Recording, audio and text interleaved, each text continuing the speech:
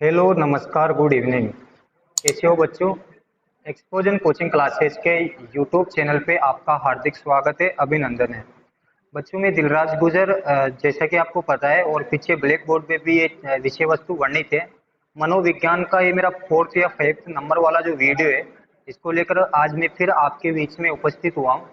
आपके द्वारा जो मेरे पिछले जो वीडियो थे, जिसमें मनोविज्ञान थी और आर्ट एंड कल्चर थी, बच्चों उस वीडियो में मुझे बहुत बहुत बहुत अच्छा रेस्पॉन्स मिला और मेरा बार बार मन करता है कि मैं हर दिन इस आपकी रेस्पॉन्स को देखते हुए, आपकी लगन को देखते हुए, मैं खुद इस बात को लेकर दृढ़ संकल्प हूँ कि मैं रोज आपके लिए एक नया वीडियो लेकर आऊँ। और सबसे बड़ी विशेषता इन वीडियो की ये रहने वाली है कि आपको जो मित्रों ये वीडियो मिल रहे हैं ना बच्चों, ये वीडियो आपको क्रमबद्ध तरीके से मिल रहे हैं।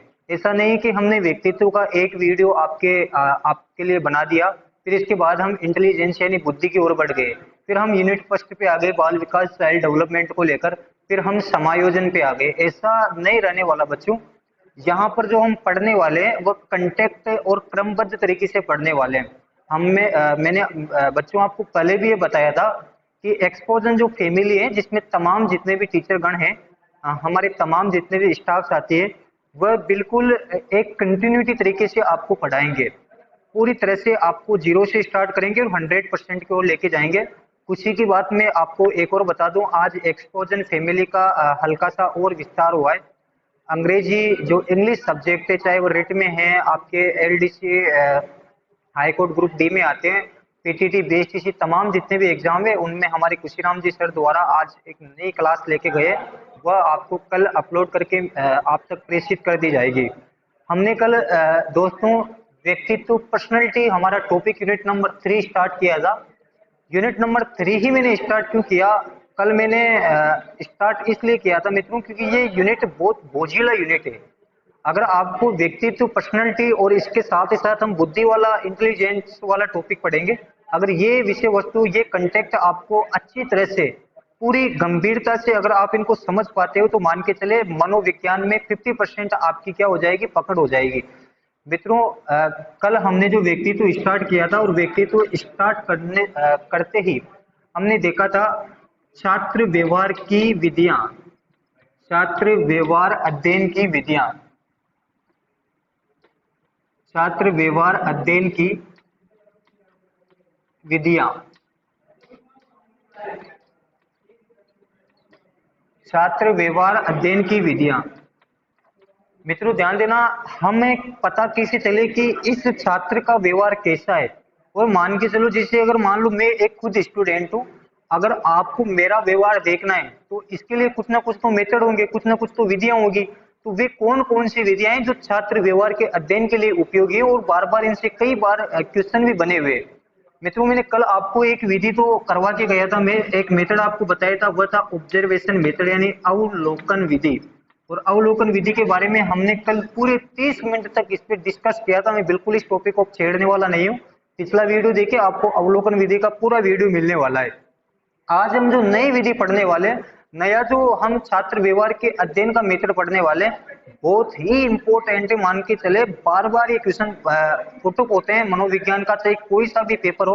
अगर अच्छा पेपर सिलेक्टर मनोविज्ञान सब्जेक्ट से अगर आरपीएससी में जाते हैं, अगर टीम बनती है, तो फिर पक्का आपको यहाँ से कोई ना कोई क्वेश्चन कहीं ना कहीं टच करते हुए, चाहे वो प्रत्यक्ष रूप से चाहे अप्रत्यक्ष रूप से, मिलेगा जरूर दोस्तों। और वह जो विधि है, वह जो मेथड है, वह है साक्षात्कार, इंटरव्यू, साक्षात्कार, साक्षात्कार विधि, जिसे एक और नाम से जानते हैं नैदानिक विधि।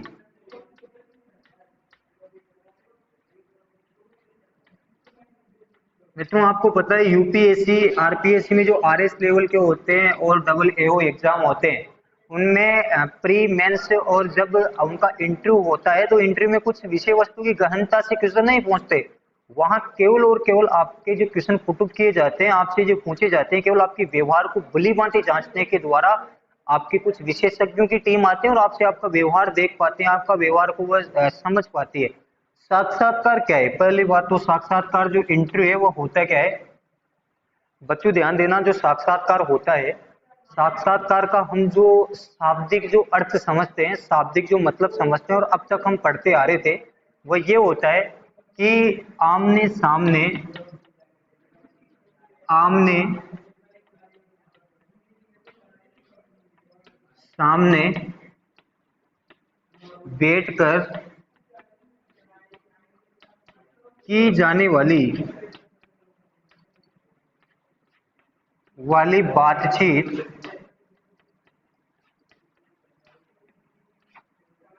बातचीत को साक्षात्कार कहा जाता है।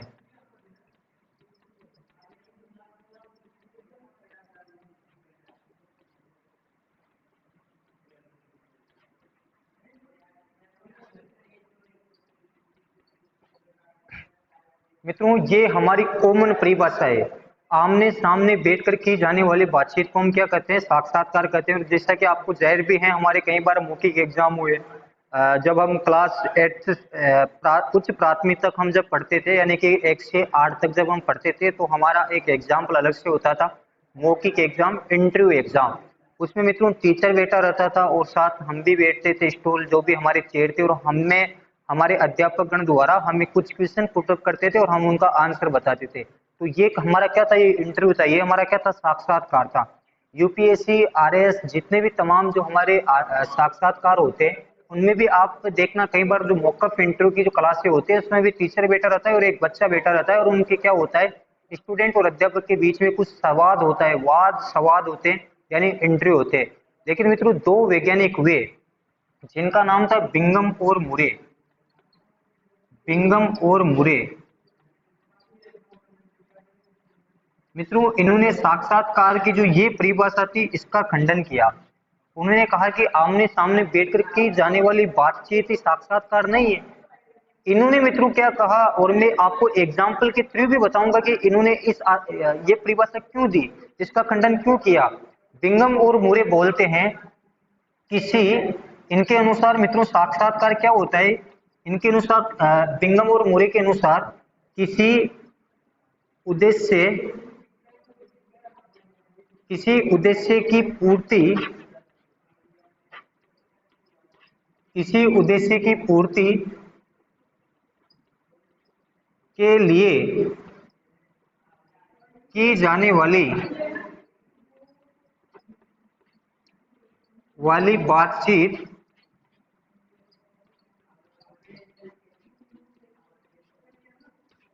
साक्षात्कार कहलाती है।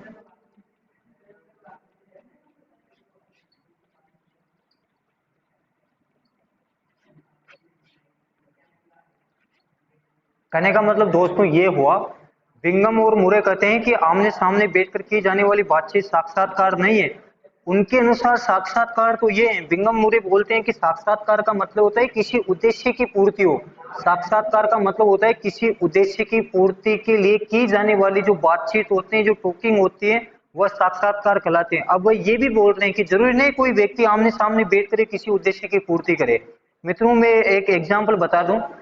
सबसे पहले चांद में जिस व्यक्ति ने पैर अपने रखे थे, वह थे राकेश शर्मा।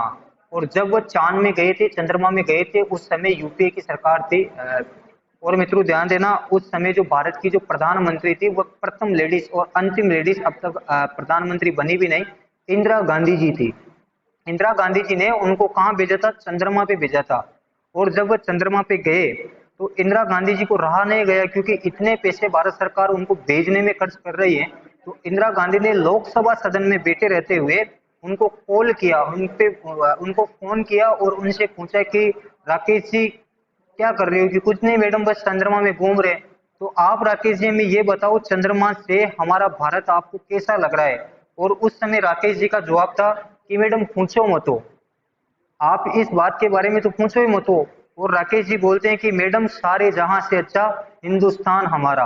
पूरे जहां में, पूरे वर्ल्ड में अगर मुझे कोई देश अगर अच्छा लग रहा है, तो केवल और केवल वो हिंदुस्तान है।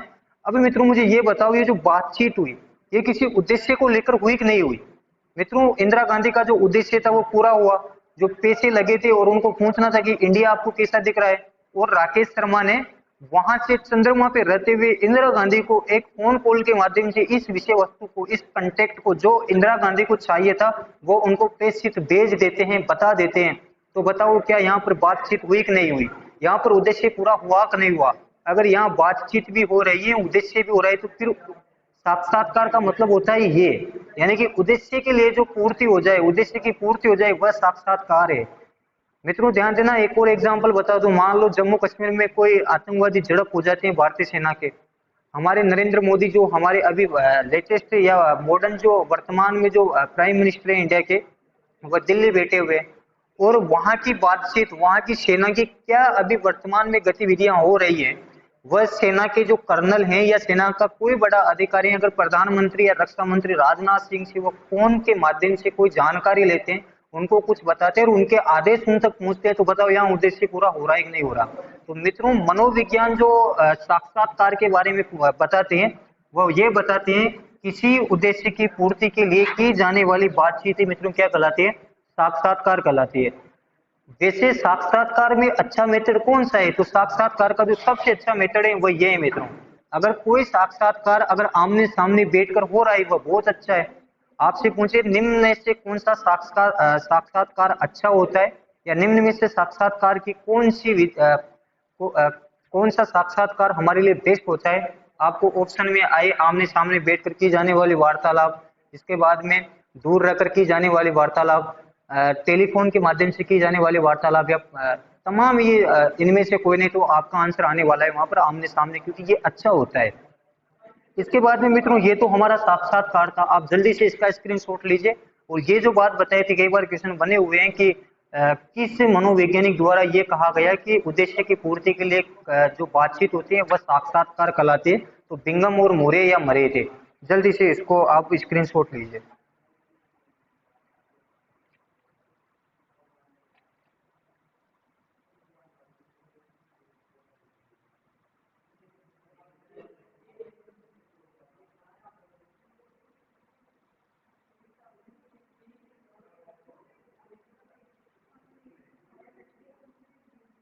इसके बाद में मित्रों ध्यान देना, साक्षात्कार के जो प्रकार होते हैं वहां से आपके डायरेक्टली क्वेश्चन बनते हैं। तो मैं आपको बता दूं मित्रों, जो साक्षात्कार होता है यानी नैदानिक जो आपकी ये मेथड है, यानी कि इंटरव्यू जो मेथड है, बड़ा इंपॉर्टेंट मेथड है। मैं बार बार ये चिल्ला चिल्ला के आपको बोल रहा हूँ। आप अच्छे से बड़े शांति से बड़े घर पे मार्मिक तरीके से इस वीडियो को देख और अपने कमेंट और लाइक शेयर कीजिए, ताकि हमें एक नई एनर्जी मिले। अगर हम इतनी मेहनत कर रहे हैं तो आपसे इतना तो आपका ड्यूटी मान के चलो, इतना कर्तव्य मान के चलो कि आप इनको ज्यादा से ज्यादा अपने दोस्तों तक क्या करें, शेयर करें। मित्रों ध्यान दीजिएगा, ये जो आपका साक्षात्कार है,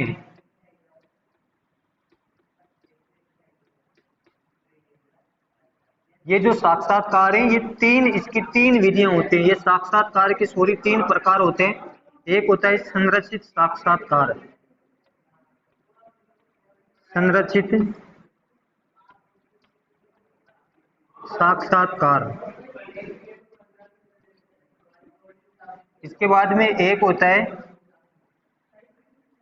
अर्ध संरचित, चलो अर्ध संरचित बाद में लिखते हैं, पहले लिख लो असंरचित, असंरचित साक्षात्कार।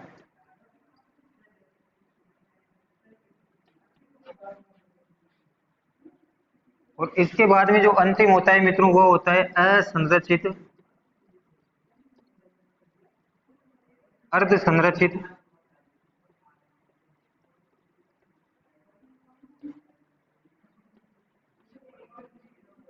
साक्षात्कार।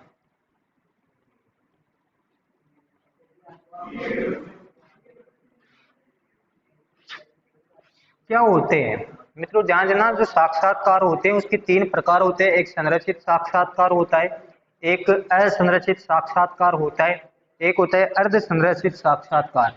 असंरचित यानी कि जो आपका प्रथम जो प्रकार है साक्षात्कार का, वह है असंरचित साक्षात्कार। मित्रों संरचित जो साक्षात्कार ही होता है क्या है, संरचित जो इंटरव्यू मेथड ये होता है क्या है, बिल्कुल अपना, अगर नींद आ रही हो दोस्तों तो अपने नींद से उठो और बिल्कुल अपने कानों को बिल्कुल खोल के सुनेगा। संरचित जो साक्षात्कार होता है, ये वह साक्षात्कार होता है जिसमें जो अध्यापक या जो शिक्षक जिसको कुछ क्वेश्चन पूछने हैं, उन क्वेश्चनों का पहले से ही क्या कर लिया जाता है, निर्धारण कर लिया जाता है। मान लो कोई अध्यापक किसी बच्चे की मौखिक ले रहा है या कोई शिक्षक किसी स्टूडेंट या किसी छात्र का अगर इंटरव्यू ले रहा है, तो मित्रों इंटरव्यू के लिए पहले से ही मान लो उसको 10% पूछने हैं, 20% पूछने हैं, तो उन प्रश्नों का निर्माण वो पहले ही कर लेगा। और मित्रों वह तमाम जितने भी स्टूडेंट, मान लो उसको 50 बच्चों का इंटरव्यू लेना है, तो सब बच्चों को वह वही क्वेश्चन बार बार वो पूछेगा। जैसे उसने पहला क्वेश्चन बनाया भारत के प्रधानमंत्री कौन है, तो सारे बच्चों से, चाहे वो 50 बच्चे हो चाहे 100 बच्चे हो, वह सारे बच्चों से यही क्वेश्चन पूछेगा कि भारत का प्रधानमंत्री कौन है, भारत का प्रधानमंत्री कौन है, भारत का प्रधानमंत्री कौन है। इस मेथड को बोलते हैं संरचित साक्षात्कार। इसके बाद में मित्रों ध्यान देना, जो असंरचित इंटरव्यू होता है, साक्षात्कार होता है, बच्चों इस पे थोड़ा गौर कीजिएगा। ये जो शब्द है असंरचित साक्षात्कार, कहने का मतलब यहाँ टीचर क्या करता था, पहले से ही प्रश्नों का निर्माण करता था। यहाँ पर क्या करेगा, जो शिक्षक होता है वह प्रश्न पूछने के लिए बिल्कुल फ्रीडम होता है, बिल्कुल स्वतंत्र होता है, उसके जो मन में आए वह बच्चों से वो पूछ सकता है। मित्रों इसके लाभ क्या है, मैं अभी लाभ भी बताऊंगा आपको। इसके बाद में अर्ध संरचित साक्षात्कार क्या होता है, इसमें बच्चों को क्या करते हैं, शिक्षक द्वारा पहले टॉपिक बता दिया जाता है। जैसे मैं टॉपिक बता दूं आपको कि मैं आपको जो प्रश्न पूछूंगा, मान लो मेरे कुछ स्टूडेंट है और मैं उनको मौखिक परीक्षा उनकी लेना चाहता हूं, तो मैं जीके का मान लो कोई टॉपिक उनको बता रहा हूँ कि जीके में आज मैं आपको राजस्थान का भौतिक प्रदेश को लेकर क्वेश्चन पूछूंगा, physical division of Rajasthan, Rajasthan के भौतिक प्रदेश को लेकर क्वेश्चन पूछूंगा। अब मैंने उनको टॉपिक बता दिया कि चलो ये छोड़ो, मान लो मैंने उनको टॉपिक बता दिया 10th क्लास के बच्चों को कि बेटा मैं आज आपको विज्ञान जो आपके सब्जेक्ट है, साइंस सब्जेक्ट है, उसकी जो किताब है, उस किताब का यूनिट नंबर फर्स्ट से मैं आज आपको क्वेश्चन पूछूंगा। मैंने उनको पहला पार्ट बता दिया कि मैं पहले लेसन से आपको क्वेश्चन पूछूंगा, लेकिन उस पार्ट में से मैं क्या पूछूं ये मेरी मर्जी है, ये मेरी स्वतंत्रता है। तो इसे बोलते हैं अर्ध संरचित साक्षात्कार। एक बार फिर देखेगा, साक्षात्कार के 3 प्रकार होते हैं। संरचित साक्षात्कार का मतलब होता है मित्रों कि जो शिक्षक होता है वह पहले से प्रश्नों का निर्माण कर लेता है और फिर ये प्रश्न बारी बारी से सारे स्टूडेंटों को पूछता है। और मित्रों इस जो साक्षात्कार है, संरचित साक्षात्कार है, इसका फायदा क्या है, इस प्रकार का जो साक्षात्कार होता है इसमें वस्तुनिष्ठता बनी रहती है। वस्तुनिष्ठता, इसमें वस्तुनिष्ठता एक तरह से झलकती है, इसका सबसे बड़ा फायदा है वस्तुनिष्ठता बनी रहती है। आपसे पूछे साक्षात्कार का कौन सा ऐसा प्रकार है जिसमें वस्तुनिष्ठता बनी रहती है, तो मित्रों वस्तुनिष्ठता का मतलब होता है सब्जेक्टिव, सॉरी ऑब्जेक्टिव। यानी कि इसमें ऑब्जेक्टिव जो टाइप्स के जो क्वेश्चन आते हैं वो जिसमें कोई गलती होने की संभावना नहीं, वह बनी रहती है। असंरचित साक्षात्कार का मतलब होता है कि जो असंरचित साक्षात्कार होता है उसमें शिक्षक कुछ भी पूछ सकता है, शिक्षक बिल्कुल स्वतंत्र रहता है। और इस प्रकार का जो साक्षात्कार होता है इसका फायदा यह है कि मान लो कोई भी व्यक्ति या कोई भी छात्र निजी कारणों से किसी प्रश्न का उत्तर नहीं दे पा रहा, तो आप वहां से उस छात्र से वह प्रश्न का उत्तर आप क्या कर सकते हो, पा सकते हो, उससे प्राप्त कर सकते हो। मित्रों कैसे, देखो कोई छात्र निजी कारणों से कोई उत्तर नहीं दे पा रहा, मैं आपको एग्जांपल दे रहा हूं। पहले एक एग्जांपल मैं आपको दे दूं, मान लो संरचित साक्षात्कार का मतलब होता है, देखो मान लो आपके, जैसे ये मेरा हॉल है ना, अभी ये विद्यालय का हॉल है, इस कमरे में मैं आपको लेकर आऊं और आपसे कहूं बेटा ये कमरा है, इसकी मुझे लंबाई चौड़ाई नाप के बताओ, तो बताओ आप इसकी लंबाई चौड़ाई नाप सकते हो कि नहीं नाप सकते। आप हंसते हंसते खेलते खेलते इसकी आराम से लंबाई और चौड़ाई नाप सकते हो। आप कितना लोगे, यहाँ तक लंबाई नापोगे, यहाँ तक लंबाई नापोगे। आपने क्यों लंबाई नाप दी, क्योंकि ये पहले से ही बना हुआ है, पहले से इसका निर्माण हो रखा है, मतलब संरचित साक्षात्कार पहले से प्रश्नों का निर्माण। लेकिन मैं आपको फिर बाहर लेके जाऊं, वहां पर मित्रों वहां पर कंकड़ पड़े हुए हैं, गिट्टी पड़ी हुई है, सीमेंट पड़ी हुई है, बजरी पड़ी हुई है, इसको देख के, इसको दिखा के मैं आपको कहूं बेटा बताओ इससे आप क्या बनाने वाले हैं हम, तो आप बता नहीं सकते। क्यों, क्योंकि कुछ भी बना सकते हैं, वो तो एक केवल कच्चा मटेरियल वहां पर रखा हुआ है। आप उसे टॉयलेट बना सकते हो, आप उसे बाथरूम बना सकते हो, आप उसे कोचिंग बना सकते हो, आप उसे सड़क बना सकते हो, आप उसे बिल्डिंग बना सकते हो, कुछ भी बना सकते हो। अर्थात मित्रों ध्यान देना, यहाँ पर प्रश्नों की क्या नहीं रहती, सीमित मात्रा नहीं रहती, यहाँ पर कोई भी प्रश्न पूछा जा सकता है। ये टीचर के मन पे होते, यहाँ पर प्रश्न फिक्स नहीं होते, यहाँ बिल्कुल प्रश्न फिक्स नहीं रहेंगे, यहाँ पर जो प्रश्नों की मात्रा रहेगी वो फिक्स रहेगी और पूर्व निर्धारित रहेगी। और इसका जो मैंने फायदा बताया आपको, मैं बार बार कर रहा हूँ, निजी कारणों से कोई स्टूडेंट अगर उत्तर नहीं दे पा रहा तो आप उससे क्या प्राप्त कर सकते हो बच्चों, उत्तर प्राप्त कर सकते हो। कैसे? मान लो आपको पता है, मैं एक स्टोरी बता ही देता हूँ आपको।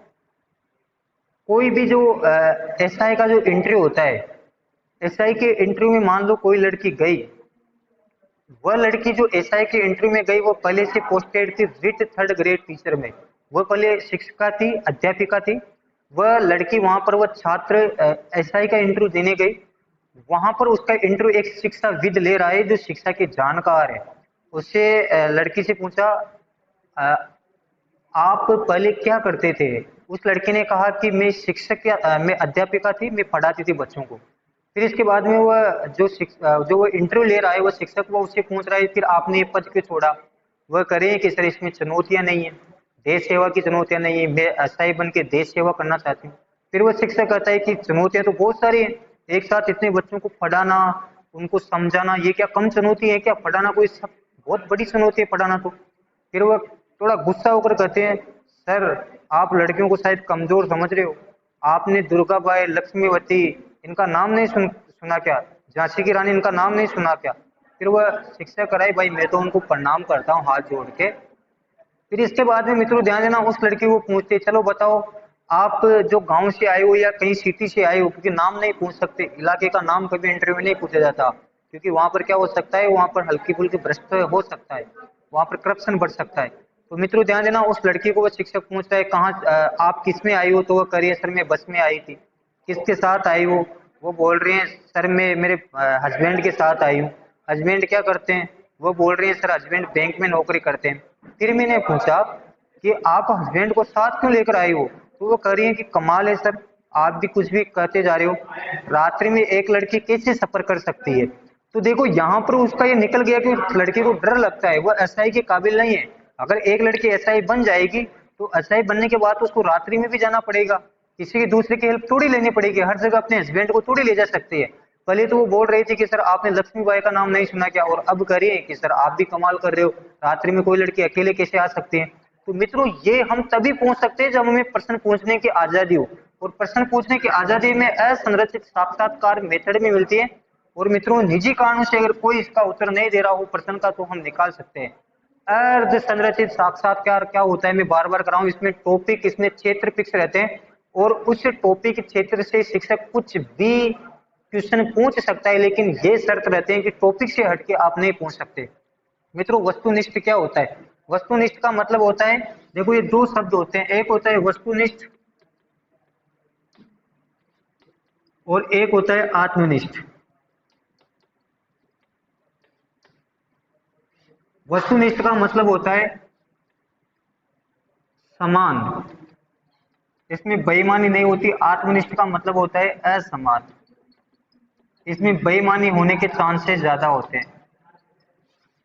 मित्रों आप रेट का एग्जाम जो देते हो, रेट के एग्जाम में आपको पता है आपके ऑब्जेक्टिव टाइप के क्वेश्चन आने वाले, सब्जेक्टिव टाइप के क्वेश्चन नहीं। ऑब्जेक्टिव टाइप का जो मतलब होता है, उसका मतलब ये होता है कि तमाम जितने भी स्टूडेंट है, मान लो आपसे क्वेश्चन पूछे राजस्थान में बिशनपुर बांध कहाँ पर है?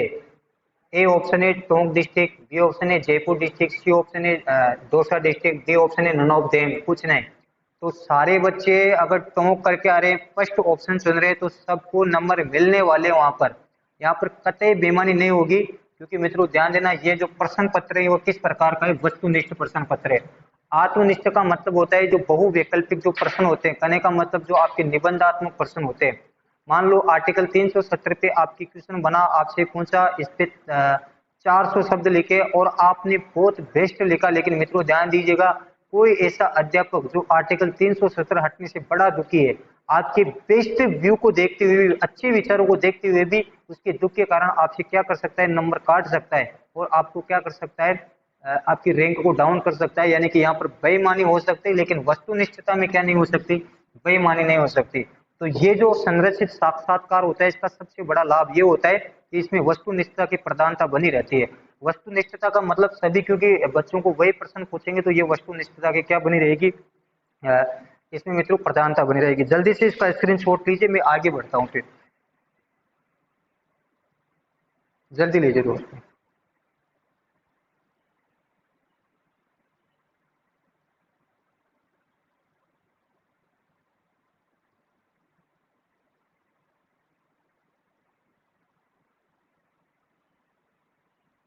ओके दोस्तों, देखो अगर आपसे ये भी क्वेश्चन पूछे कि इनमें से सबसे बेस्ट जो प्रकार है वो कौन सा है, तो अर्ध संरचित जो साक्षात्कार वाला जो टाइप है ये बेस्ट रहता है, क्योंकि इसमें दोनों प्रकार की जो विशेषता है वो झलकती हुई दिखाई देती है।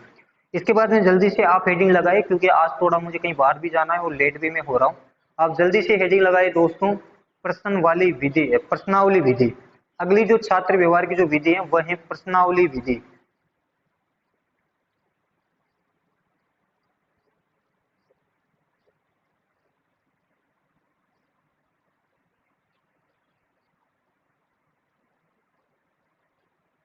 प्रश्नावली विधि।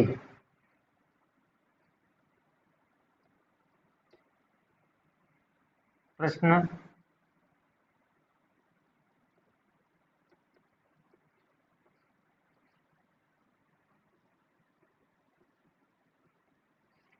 मित्रों, प्रश्नावली विधि बड़ी इंपॉर्टेंट विधि है, इसको भी ध्यान से देखना। प्रश्नावली विधि जो सबसे पहले बनाया था, प्रश्नावली विधि के बारे में जो सबसे पहले बताए थे, उनका नाम था वुडवर्थ।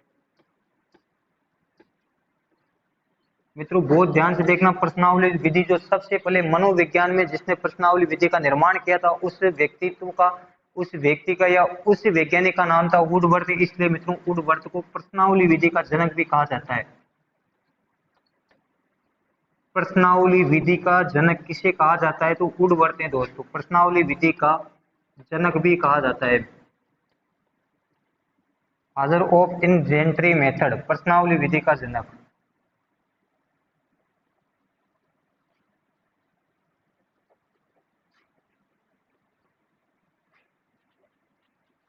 मित्रों प्रश्नावली विधि में करते क्या है, बड़ी ध्यान से देखना। प्रश्नावली विधि में मित्रों पहले, सबसे पहले अगर किसी की प्रश्नावली विधि द्वारा अगर आपको व्यवहार का अध्ययन करना है, तो सबसे पहले आप क्या करोगे, प्रश्नों का निर्माण करोगे। मान लो आपको 30 प्रश्न द्वारा किसी के व्यवहार का पता करना है, तो सबसे पहले आप 30 प्रश्नों का निर्माण करोगे, यानी लिखोगे उनको, प्रश्नों का निर्माण। सबसे पहले प्रश्नों का निर्माण करोगे, फिर जो प्रश्न का निर्माण किया आपने, आप मान लो 50 बच्चों के व्यवहार का अध्ययन करना चाहते हो, तो फिर उसकी 50 प्रिंट छपाओगे। फोटो कॉपी की जो दुकान है कहीं पे भी जाके आप उसकी क्या निकालोगे, 50 प्रिंट बनाओगे, और फिर वो 50 प्रिंट आप छात्रों को दोगे। छात्रों को दोगे और मित्रों फिर छात्रों द्वारा उनको भरने के लिए कहा जाएगा। जैसे आते थे ना हमारे, जब हम छोटे कक्षाओं में थे, या फिर हम रिट का एग्जाम देते हैं, तो मान लो 300 प्रश्न है, 150 प्रश्न है, तो उसमें सबको भरने के लिए कहा जाता है। तो उसी प्रकार से सबसे पहले प्रश्नों का निर्माण अध्यापक करेगा, फिर उनको प्रिंट करवाएगा, क्योंकि 50 तो आप पेपर बना नहीं सकते, प्रिंट होते हैं एक पेपर बनने के बाद। फिर वो छात्रों तक पहुंचाया जाता है, फिर छात्रों को भरने के लिए कहा जाता है। इस विधि को बोलते हैं मित्रों प्रश्नावली विधि। अगर मैं आपको क्वेश्चन पूछूं,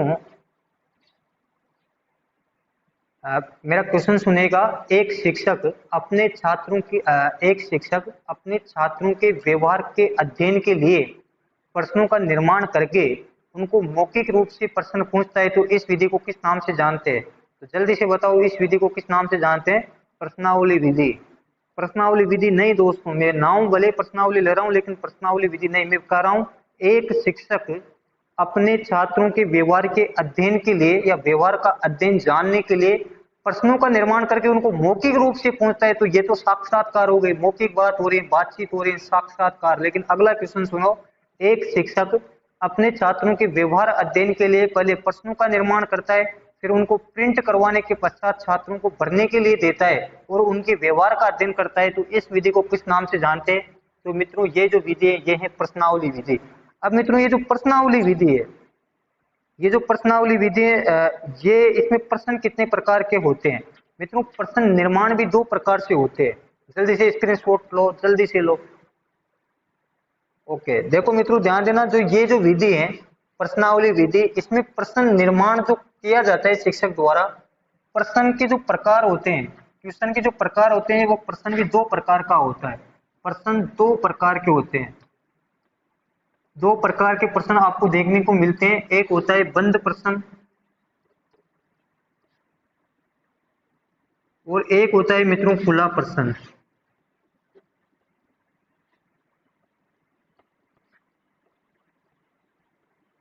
मित्रों बंद प्रश्न किसे कहते हैं, बहुत ध्यान से देखना। जो बंद प्रश्न होता है दोस्तों, बंद प्रश्न का मतलब होता है जो न्यूटाइप हो, मतलब ए बी COD, जो वस्तुनिष्ठ जो ऑब्जेक्टिव टाइप के क्वेश्चन हो। आपको जो रिट में मिलने वाले जो पेपर होता है वो किस प्रकार का होता है, बंद प्रकार का होता है। या फिर कुछ प्रश्न आपने बचपन में किए होंगे, रिक्त स्थानों की पूर्ति। जो रिक्त स्थानों की पूर्ति वाले जो क्वेश्चन होते हैं, रिक्त स्थानों की पूर्ति, मैं ऊपर लिख देता हूँ अगर आपको नहीं दिख रहा हो तो। जो रिक्त स्थान आते हैं, जैसे अगर मैं बात कहूँ, गंगा नदी रिक्त स्थान किस देश की प्रमुख नदी है, प्रमुख नदी। आपको क्वेश्चन बन रहे हैं अमेरिका, चाइना, अमेरिका, चाइना, इसके बाद में मित्रों ध्यान देना ऑस्ट्रेलिया और फिर भारत। तो कहाँ की है, भारत की। तो रिक्त स्थानों की पूर्ति को लेकर भी कई बार क्या करते हैं, क्वेश्चन बनते हैं। रिक्त स्थान और ABC 1 2 3 4 यानी कि आपकी सीरियल नंबर वाले क्वेश्चन बंद प्रकार के क्वेश्चन होते हैं। खुले प्रश्न होते हैं निबंधात्मक, जैसे आपसे कहे आर्टिकल, अनुच्छेद जो 317 अभी हटाए, जम्मू एंड कश्मीर को लेकर था, जम्मू और कश्मीर को लेकर, उसके बारे में निबंध लिखो। तो ये जो निबंध जो आप अपने विचारों को अभिव्यक्त करते हो, वो जो अभिव्यक्त करने वाले जो प्रश्न होते हैं उनको बोलते हैं मित्रों खुले प्रश्न। अब मान लो प्रश्नावली विधि भी हो गई, जनक कौन था, उद्वर्तता क्या होती है, पहले प्रश्न बनाते हैं, फिर प्रिंट करते हैं, फिर छात्रों को भरने के लिए देते हैं। कितने प्रकार के प्रश्न होते हैं, 2 प्रकार के, बंद प्रश्न और खुले प्रश्न। लेकिन मित्रों मेरा कहना यह है कि जो प्रश्न होते हैं जिनके द्वारा हम प्रश्नावली विधि बनाते हैं, वह प्रश्न की विशेषता क्या होनी चाहिए, किस प्रकार से हम प्रश्नों का निर्माण करें, हमें ये भी तो पता हो ना। तो मित्रों प्रश्न बनाने के लिए कुछ विशेष विशेषता होती है। जल्दी से अगर आप स्क्रीनशॉट ले रहे हो तो लीजिए मित्रों। ओके, देखो मित्रों जो प्रश्न होते हैं वो कैसे होते हैं, देखो बड़ी ध्यान से इस बात को आप खुले मंच पे रख के सोचेगा। जो प्रश्न होते हैं वह 3 प्रकार की उनकी प्रमुख विशेषता होते हैं। पहली बात तो जो प्रश्न होते हैं वह सरल होने चाहिए। सॉरी सॉरी सॉरी, प्रश्नों की जो भाषा है सरल, आप डिफिकल्ट भी दे सकते हो, इसी कोई बात ही नहीं। जो भाषा है प्रश्नों की भाषा सरल होनी चाहिए, लैंग्वेज सरल होनी चाहिए। ऐसी नहीं होनी चाहिए कि बच्चों को समझ में नहीं आ रहा हो। ऐसी लैंग्वेज का अगर आप प्रश्न में इस्तेमाल कर रहे हो तो फिर वहां पर छात्र के व्यवहार का आप अध्ययन नहीं कर सकते। इसके बाद में जो दूसरी विशेषता है वह ये होनी चाहिए, प्रश्न ज्यादा लंबे नहीं होने चाहिए। प्रश्न ज्यादा लंबे, लॉन्ग टाइप के प्रश्न नहीं होने चाहिए, लंबे नहीं होने चाहिए।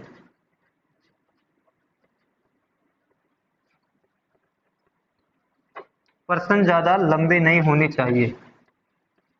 मित्रों प्रश्न जो टीचर होता है, जो शिक्षक होता है, उसके द्वारा जो छात्रों के व्यवहार का अध्ययन प्रश्न बना बना कर किया जाता है, उसमें प्रश्न ज्यादा लंबे नहीं होने चाहिए। ऐसे नहीं होने चाहिए कि यहाँ से प्रश्न स्टार्ट हो रहा है, यहाँ से प्रश्न स्टार्ट हो रहा है, यहाँ से प्रश्न स्टार्ट हो रहा है, प्रश्न स्टार्ट हो रहा है, यहाँ पर आकर रुक रहा है।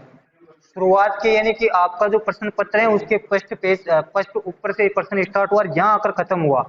अगर इतना बड़ा प्रश्न आएगा तो बच्चा 50% प्रश्न पढ़ते पढ़ते जैसे नीचे पड़ेगा तो ऊपर वाला उसके दिमाग से क्या हो जाएगा, गायब हो जाएगा। क्योंकि जो मानव की, जो मनुष्य की जो मेमोरी है वो असीमित, वह सीमित प्रकार की नहीं है, वह असीमित सीमित प्रकार की होती है। सीमित समय तक ही वो क्या रख सकते हैं, याद रख सकते हैं। बार बार प्रयास करने पे हमें याद होता है, अभ्यास करना पड़ता है। इतना टाइम हमें मिलता नहीं कि हम परीक्षा में प्रश्नों पे अभ्यास कर सके। तो प्रश्न ज्यादा लंबे नहीं होने चाहिए। और इम्पोर्टेंट बात है, जो प्रश्न होते हैं, जो प्रश्न होते हैं, प्रश्नों में ये इम्पोर्टेंट है मित्रों, यहां से क्वेश्चन बने हुए प्रश्नों में विशेषज्ञ, प्रश्नों में ये थोड़ी चौक लेता हूँ, प्रश्नों में विशेषज्ञ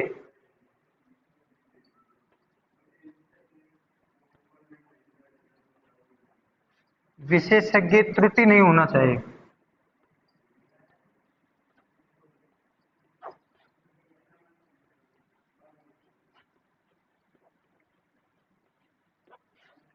प्रश्नों में मित्रों ध्यान देना, विशेषज्ञ त्रुटि नहीं होना चाहिए। विशेषज्ञ त्रुटि का मतलब मान लीजिए आप हर्ष, जो कला वृक्ष के जो बच्चे हैं उनका अगर आप छात्रों के व्यवहार का अध्ययन कर रहे हो, आप उनको कुछ प्रश्न दे रहे हो, तो उनको केवल ऐसे, अगर आप उनको साइंस के भी प्रश्न देना चाहते हो तो उनको ऐसे प्रश्न दीजिए जैसे एक प्रश्न नहीं है, पेड़ पौधे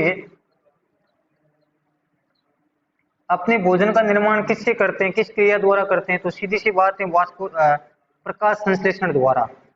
इसके साथ ही साथ दूसरा अगर आपसे क्वेश्चन पूछे पेड़ों की पत्तियों का रंग हरा क्यों होता है, क्लोरोफिल के कारण, तो ये ऐसे क्वेश्चन है जिनको कोई भी सब्जेक्ट वाला कर सकता है, चाहे वो आर्ट्स वाला हो, फिर या कला वर्ग साइंस बैकग्राउंड से हो, या फिर आपके कॉमर्स बैकग्राउंड से हो।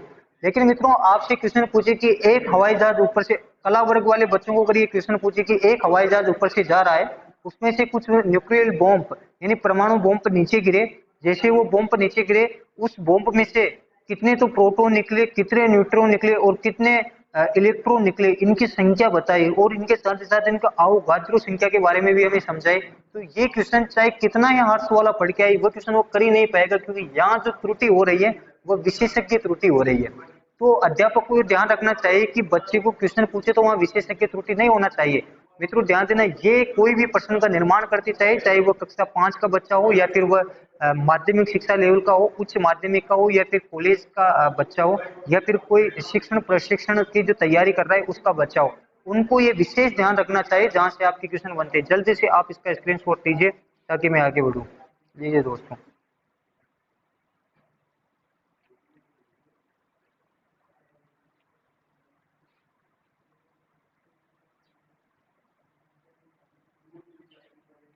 ओके दोस्तों, इसके बाद में लास्ट में इस प्रश्नावली विधि में एक और बात मैं आपको बता देता हूँ कि जो प्रश्नों का, मान लो प्रश्न का निर्माण आपने कर लिया, इस मेथड को ध्यान में रखते हुए कि प्रश्न सरल होने चाहिए, फलाना होना चाहिए, उनको बहुत ज्यादा लंबे नहीं होना चाहिए, विशेषज्ञ त्रुटि नहीं होनी चाहिए। प्रश्न के निर्माण के पश्चात आप प्रश्नों को जमाओगे कैसे, देवोगे कैसे? मान लो आपने 20 क्वेश्चन टोटल प्रश्नावली का निर्माण किया, लेकिन उसको देने का तरीका क्या होगा? तो मित्रों ध्यान देना, प्रश्नों के निर्माण के पश्चात उनको एक क्रम से जमाया जाता है, एक हायरार्की जिसे हम बोलते हैं, एक क्रम से सीरियल नंबर से जमाया जाता है, क्रम से जमाया जाता है, जिससे जो क्रम से जमाया जाता है उस विधि को कहते हैं फनल या कूपी विधि।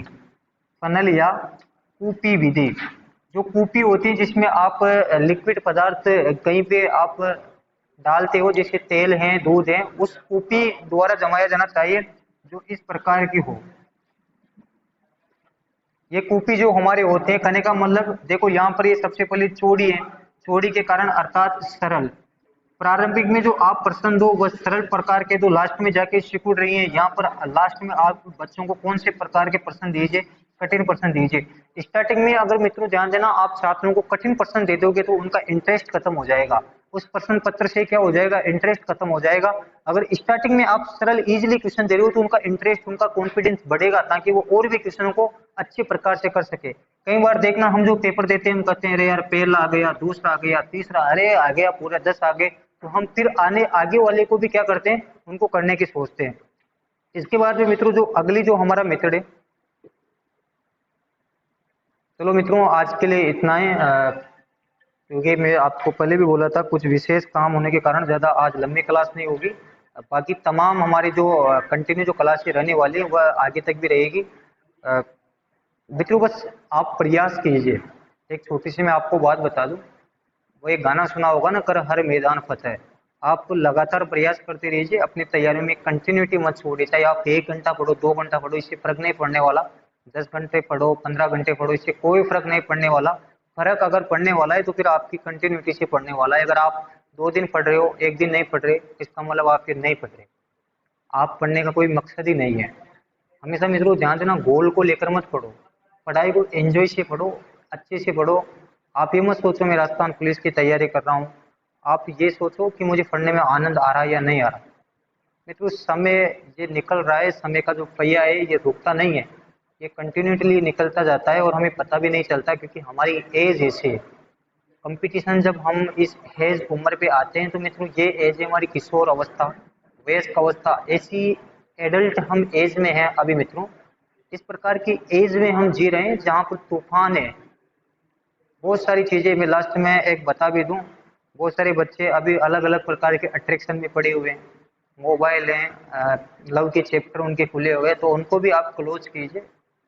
ये इश्क मोहब्बत प्यार मित्रों ये सब धोखा है, यूपीएससी क्लियर कर लो, बस यही एक मौका है, ये मौका आपको मिलने वाला नहीं है। इश्क मोहब्बत इनको छोड़ो यार। चाणक्य ने, आपको पता है, चंद्रगुप्त को कहा था, चंद्रगुप्त को एक लड़की से क्या हो जाता है, प्यार हो जाता है। और चंद्रगुप्त को जब उस लड़की से प्यार होता है तो चाणक्य इस बात का पता चाणक्य को चलता है, और चाणक्य चंद्रगुप्त को मना करते हैं कि आप इन चीजों को छोड़ो, मोहब्बत वोहब्बत छोड़ो। तो मित्रों ध्यान देना, चाणक्य से वो चंद्रगुप्त पूछता है क्यों गुरुजी?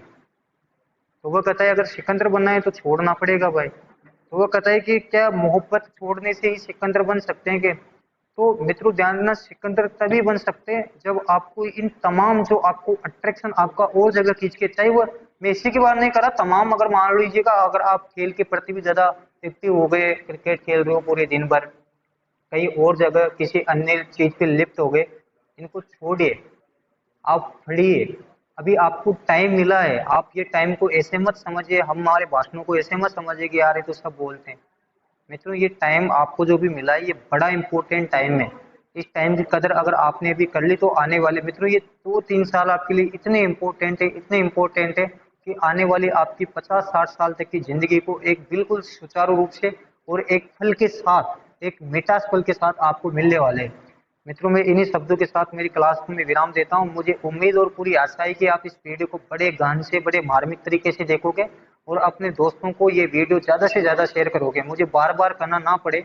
मित्रों अगर आप ज़्यादा से ज़्यादा इस वीडियो को शेयर करते हो, इस पर लाइक कमेंट्स करते हो और मित्रों चैनल को सब्सक्राइब करते हो तो हमें मोटिवेट मिलेगा। मित्रों हमारी जो टीम है, सारी युवा टीम है, उनके पास बड़े टैलेंटेड वाली टीम, ऐसा नहीं है कि बिल्कुल बिल्कुल पढ़ने वाली टीम है, खुद पढ़ते हैं बहुत ज़्यादा और फिर आपके बीच में पेश होते हैं। तो आपको तमाम वो सारी चीज़ें समझ में आए, तमाम सारी चीज़ों को हम एक ही मंच पे, एक ही छत पे आप तक पहुंचा रही है। तो आपका केवल और केवल इतना सा फर्ज बनता है कि आप अंगुलियों के माध्यम से दोस्तों उन बच्चों, अन्य बच्चों को, और आप भी अंगुलियों के माध्यम से इस वीडियो को लाइक करें, कमेंट जरूर दीजिए, आप कुछ भी कमेंट दीजिए, अपने सुझाव हमें प्रेषित जरूर करते रहिए। अगर आपको कोई और भी क्लास आ रही है तो उसको भी लेकर मित्रों पे अपने कमेंट दीजिए और वीडियो को लास्ट तक देखा करो यार, इससे क्या है बीच में छोड़ के चले जाते हो, पूरा लास्ट तक देखो। आज के लिए इतना ही, कल इसी टाइम इसी वक्त हम फिर मिलेंगे, एक नए अवतार में, एक नए रूप में, एक नई बिल्कुल फ्रेश क्लास लेकर आप तक आएंगे हम। जब तक आप पढ़िए, खुश रहिए, कोरोना से लड़ते रहिए। मैं आशा और उम्मीद ये भी करता हूँ कि आप अभी घर पे खुश हैं, पढ़ रहे होंगे। मित्रों आज के लिए इतना ही। जय हिंद, जय भारत।